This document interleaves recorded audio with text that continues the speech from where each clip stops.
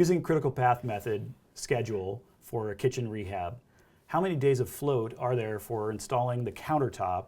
I think I missed a word, and I think there's supposed to be 4 in there.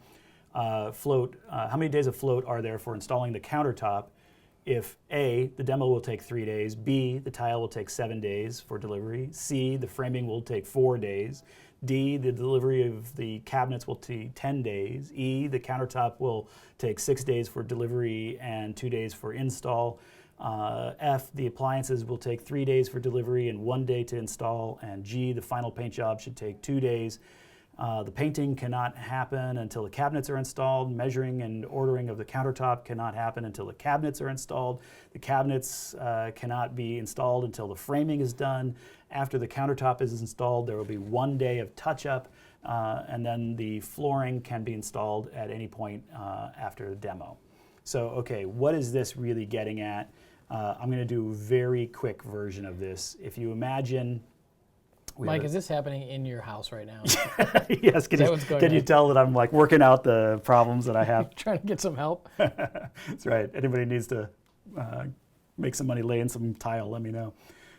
So we've got demo, say. So there's demo, and that's going to be 3 days. And then we've got ordering the tile, okay, and that's going to take, I don't know, what was it, 7 days, I believe it was.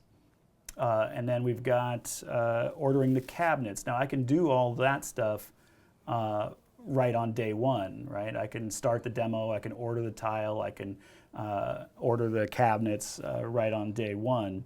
Once I start wanting to frame, I have to wait until the demo is done. So framing is going to start right about there, and that's going to take about that long. So that's framing. And you start to see that, well, the demo and the framing, even if we add them together, are less time than ordering the cabinets, right? So those two things have a little bit of float. The first thing that must happen is we must order the cabinets. So the cabinets are on the critical path, right? And then we can't do anything about the countertops until the cabinets are in, because you have to measure the cabinets and get a final measurement for countertops.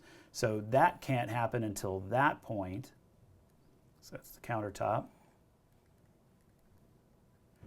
And then there's a day of touch-up. So the actual critical path is ordering the cabinets, getting the countertop measured and ordered and installed, and then the touch-up. That's the critical path. So critical path method, CPM. The demo and the framing can happen anywhere in there. We've got what's referred to as float. We could start on day one and be done earlier. We could forget that and start on day 3 or 4 and then finish up just as the cabinets arrive and we start installing. And same with installing the appliances and all the other little bits and pieces that are in that giant paragraph up there.